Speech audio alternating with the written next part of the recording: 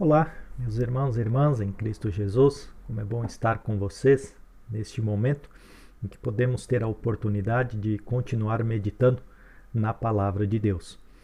Você sempre é muito bem-vindo, você que faz parte da nossa Igreja Evangélica Luterana do Brasil, você também que é o nosso visitante, seja muito bem-vindo, muito bem acolhido em nosso meio para continuarmos ouvindo esta palavra que nos fortalece e que nos anima. No dia de hoje, nós vamos ver um pouco sobre Atos dos Apóstolos, no capítulo 5 hoje. Então, você é convidado para estar conosco, pegue sua Bíblia para que possa abrir e nos acompanhar em Atos, capítulo 5. Mas antes que possamos entrar dentro do texto bíblico, nós queremos invocar a presença do nosso Deus. Em nome do Pai, em nome do Filho, em nome do Espírito Santo. Amém. Muito bem, vamos iniciar cantando um hino. Você que faz parte da nossa igreja, das congregações onde o pastor atende, tem esse livrinho, nós queremos cantar o hino 235, e quem tem este aqui, o Louvai ao Senhor, pode abrir no hino 164, o hino das servas, com tudo o que somos e temos.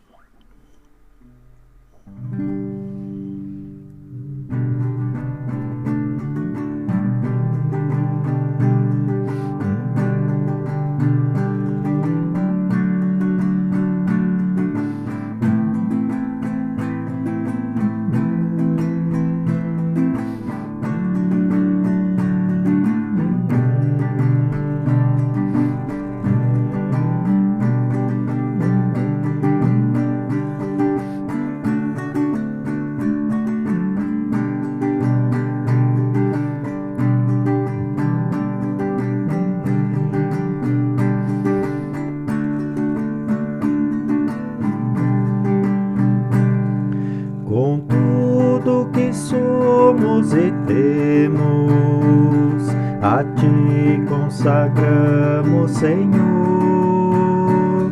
Chamaste a cear e viemos servir-te com zelo e fervor. A bênção vem dar na igreja e no lar, nesta obra de fé e de amor. A bênção vem dar na igreja e no lar, nesta obra de fé e de amor. Com as mãos trabalhamos, com os pés te seguimos, com a voz te louvamos, com os lábios servimos, e dos bens te trazemos para as almas salvar. E com tudo queremos teu amor proclamar.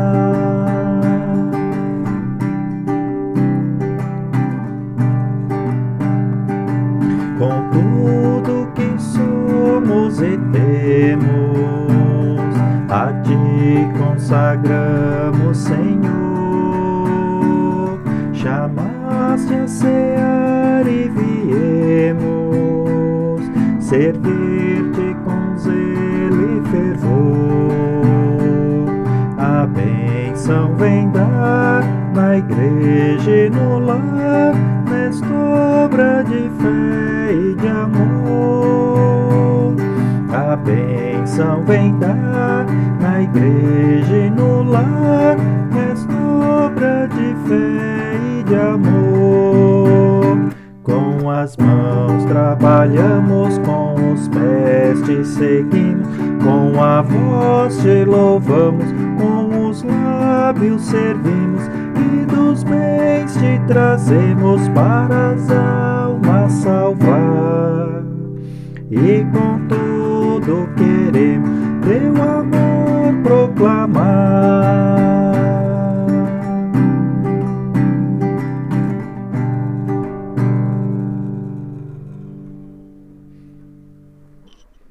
Bem, possamos então continuar sendo fiéis ao nosso querido Deus, diante de tudo aquilo que nós assim desejamos colocar aos cuidados de Deus, e também tudo aquilo que nós prometemos, desejamos fazer para honrar o nome de Deus.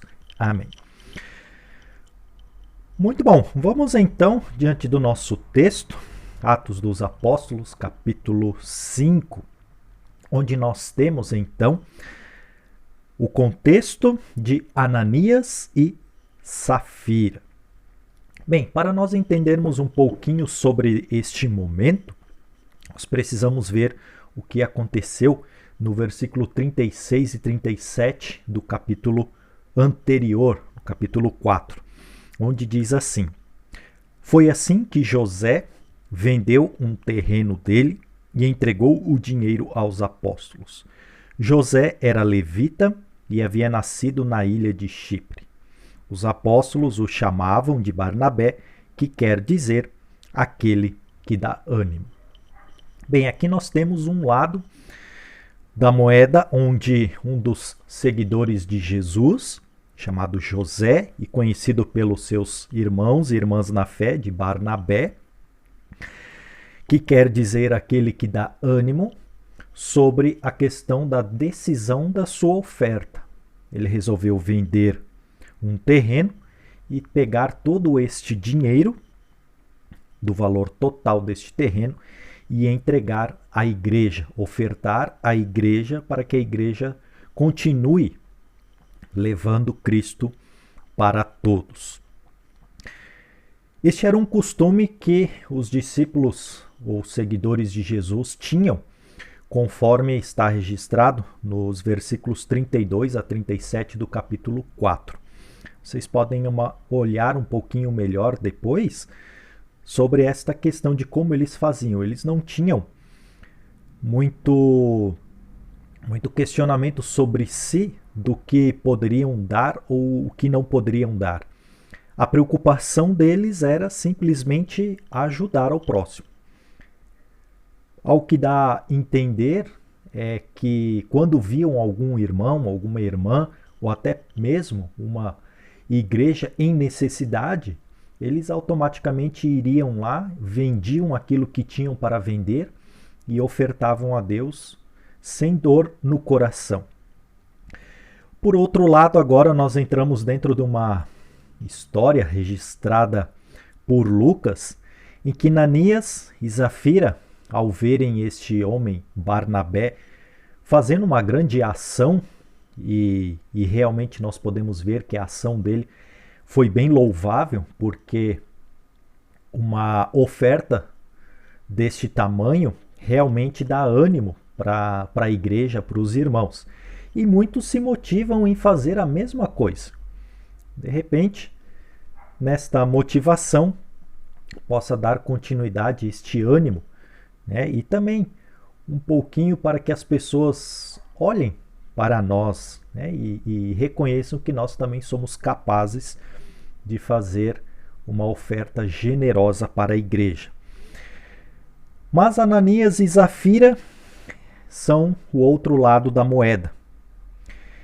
Eles também venderam um terreno, mas resolveram, o terreno era deles, né? Vamos um pouquinho por partes, né? Eles tinham um terreno, eles queriam vender e venderam este terreno e estavam livremente decididos a dar a quantia que eles quisessem dar. E eles venderam o terreno e deram uma quantia, ou conforme o versículo 2 do capítulo 5, eles só entregaram uma parte do dinheiro aos apóstolos, ficando com o resto. E Safira, né, os dois sabiam disso. Tá? Então, diante deste momento em que eles resolvem fazer isto, há também aquela questão, como foi falado antes, né? Eu também desejo fazer uma oferta para que as pessoas também possam ver que eu consigo também animar e ajudar a igreja. Mas o importante aqui é nós sabermos com que tipos de olhos de fé nós estamos querendo fazer, com que intenção.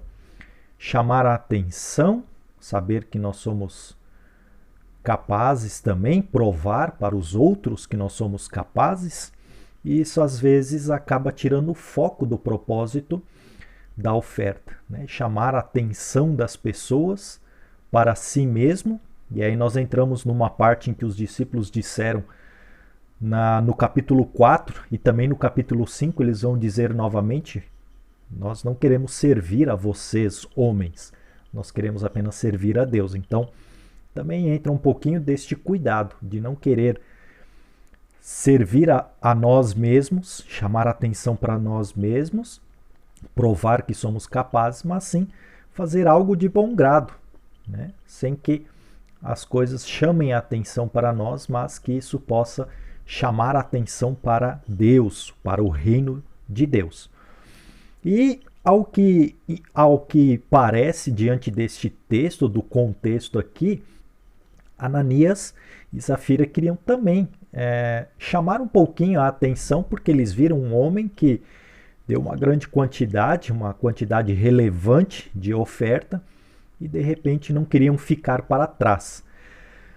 Porém, a ação deles foi contrária, porque apesar deles terem vendido e darem uma certa quantidade de oferta e ficarem com o restante do dinheiro que sobrou do terreno, a partir do versículo 3, Pedro pergunta por que Satanás domina o coração de Ananias e Safira. Qual seria o sentido disso? Por que eles deixaram que Satanás dominasse o coração deles?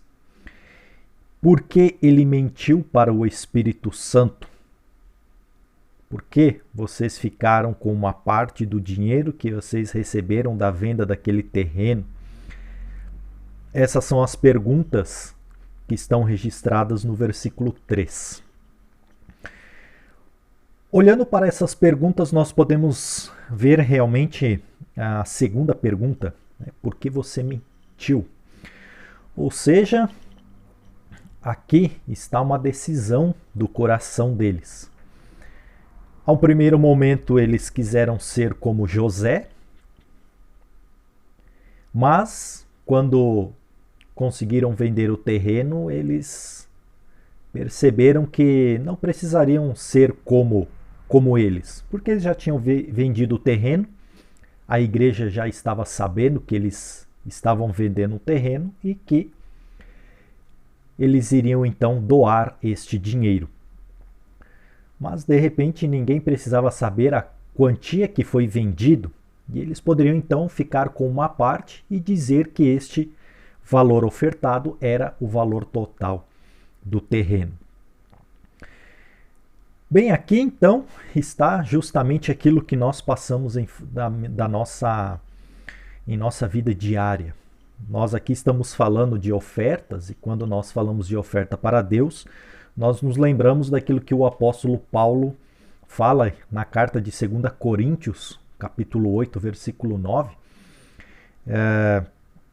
de quem dá, né, que cada um dê a sua oferta conforme resolveu no seu coração, não com tristeza nem por obrigação, pois Deus ama quem dá com alegria. Isso é o que está escrito lá em 2 Coríntios, capítulo 9, versículos 7 e 8. Muito bem.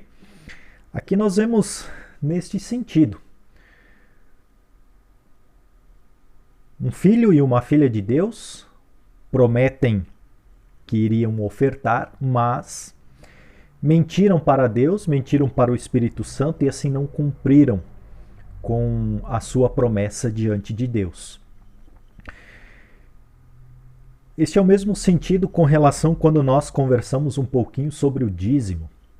O Antigo Testamento ele fala sobre esses dízimos, mas a gente não fala que Deus impõe o dízimo a cada pessoa, mas que Deus ele nos alerta e nos chama a atenção justamente para as promessas que fazemos. E essas promessas foram relembradas na vida de Abraão, na vida de Isaac, na vida de Jacó, na vida do povo de Israel, conforme lá em Malaquias capítulo 3, onde Deus pergunta para o povo: será que vocês não estão roubando as minhas ofertas? E aí Deus realmente nos lembra em nosso coração aquilo que nós prometemos com relação ao nosso ofertar. E aqui Pedro então indaga, tanto a Ananias como Zafira: por que vocês mentiram para o Espírito Santo? O importante não é enganar o ser humano, mas aquilo que está relacionado com a nossa fé. Ou seja, nós queremos enganar a Deus? Creio que enganar a Deus não está só no âmbito do ofertar. Quem participa de nossa igreja ou quem participa de qualquer outra denominação religiosa não está somente na relação do ofertar, como é o nosso texto, mas tudo aquilo que nós colocamos o nome de Deus em nossas promessas. Muitas vezes nós prometemos muitas coisas e muitas coisas nós não conseguimos cumprir. E aí nós mentimos para Deus, mentimos para as pessoas, mentimos para o Espírito Santo e deixamos Satanás dominar o nosso coração. Ou alguns outros exemplos que nós podemos dar prometo que vou à igreja final de semana.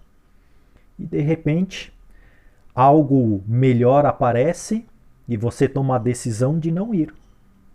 Mas você prometeu para os membros, para os seus irmãos e irmãs na fé, para o pastor, para a sua própria família, você prometeu que iria ao culto, mas diante de um outro momento, você tomou a decisão de não ir mais à igreja. Você promete a um amigo que iria visitá-lo, mas volta atrás, não vai. Como é que fica o seu comprometimento?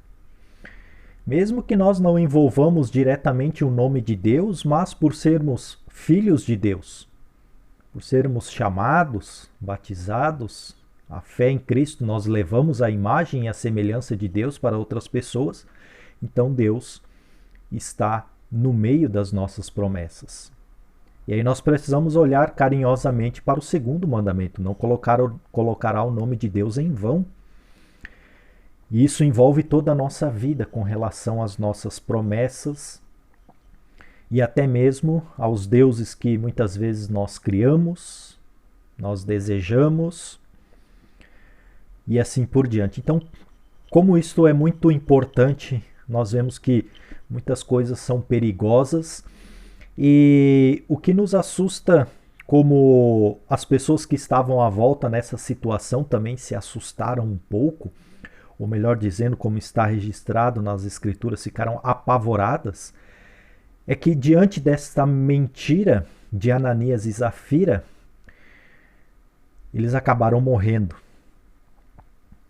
A partir do versículo 4, é dito assim: antes de vocês vendê-lo, ele era seu, né? Falando do terreno, eles podiam fazer o que ele quiser, e depois de vender, o dinheiro também era seu. Então por que resolveu fazer isso? Ou seja, vocês resolveram e disseram para nós que iria dar o valor total e vocês mentiram quanto a isso.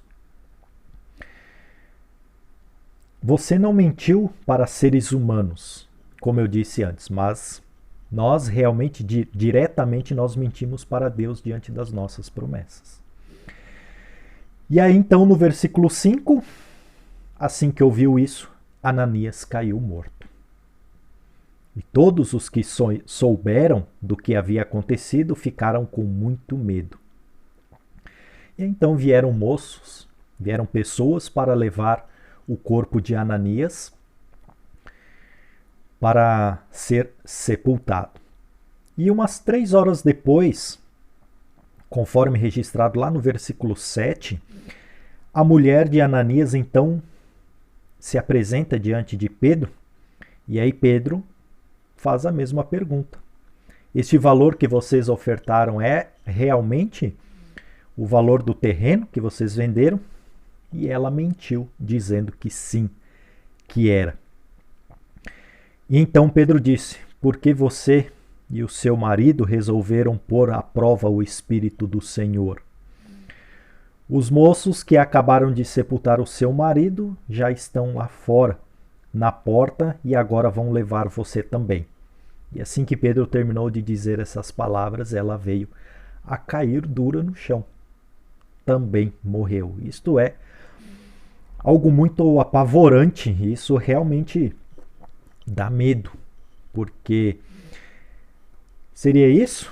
Por conta das nossas mentiras, das nossas falsas promessas, que irá acontecer conosco? Será que em algum momento Deus poderia tirar a nossa vida por nós não cumprirmos com as nossas promessas? É de se pensar. É fato que Deus nos perdoa quando nós nos arrependemos, quando nós reconhecemos que estamos errados e que nós não deveríamos prometer muitas coisas que nós prometemos. Então, realmente, este texto é um alerta para nós, porque nos faz pensar diante das nossas promessas, daquilo que nós estamos prometendo diante de Deus e como nós estamos cumprindo.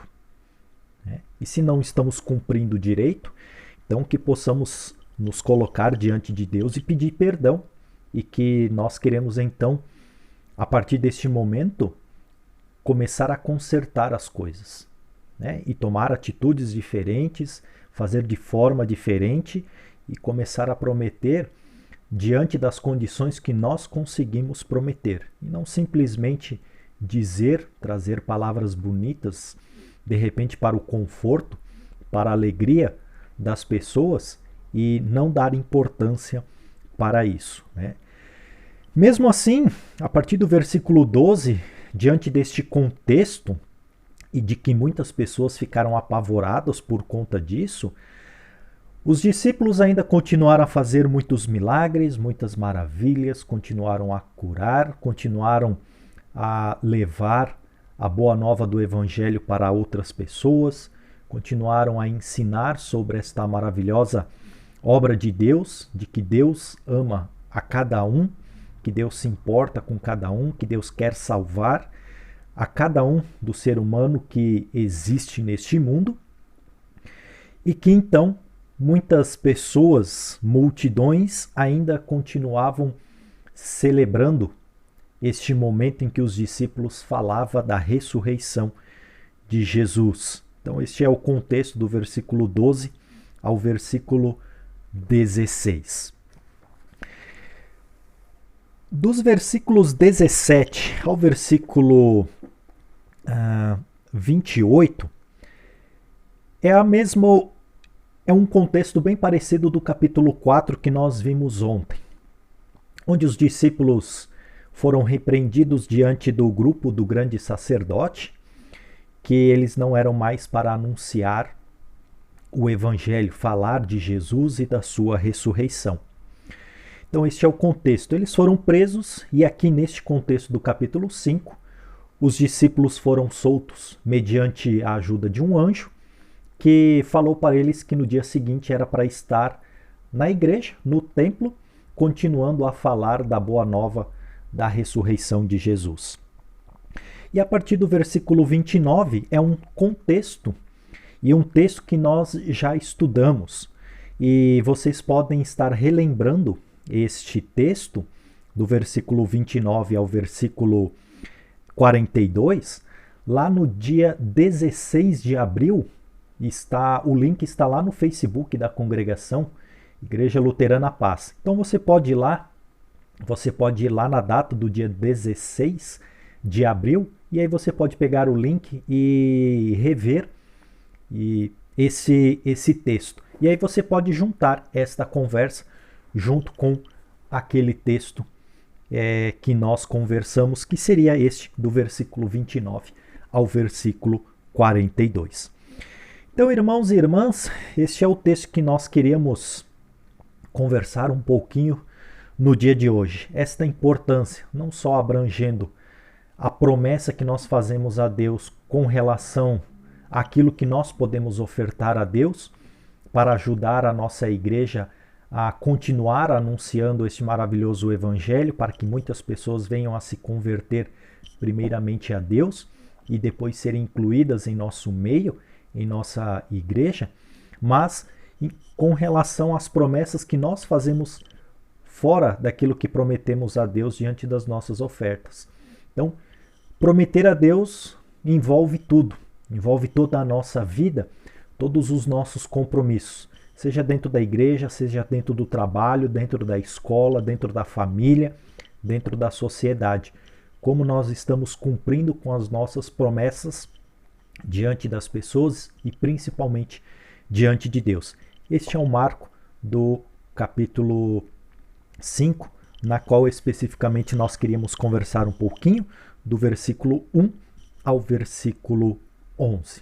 Então, espero que realmente o Santo Espírito de Deus possa continuar nos iluminando, nos santificando e abrindo as nossas mentes, os nossos corações para refletirmos diante deste momento. E que assim a paz de Cristo Jesus esteja conosco, hoje e para toda a eternidade. Amém. Quero convidar a você para que possamos então orar a oração que Jesus novamente nos ensinou, o Pai Nosso. Pai nosso que estás nos céus, santificado seja o teu nome. Venha o teu reino, seja feita a tua vontade, assim na terra como no céu. O pão nosso de cada dia nos dá hoje, e perdoa-nos as nossas dívidas, assim como nós também perdoamos aos nossos devedores. E não nos deixes cair em tentação, mas livra-nos do mal. Pois teu é o reino, o poder e a glória, para sempre. Amém. Muito obrigado pela sua companhia. Espero que vocês também continuem crescendo na fé, assim como eu estou crescendo junto com vocês diante deste momento, meditando na palavra do Senhor. Que Deus possa abençoar a cada um de vocês e que Deus permita que amanhã possamos estar novamente aqui, dedicando um tempo da nossa vida para estarmos junto dele, mais próximos, olhando a sua palavra. Deus abençoe a cada um de vocês e até o nosso próximo encontro.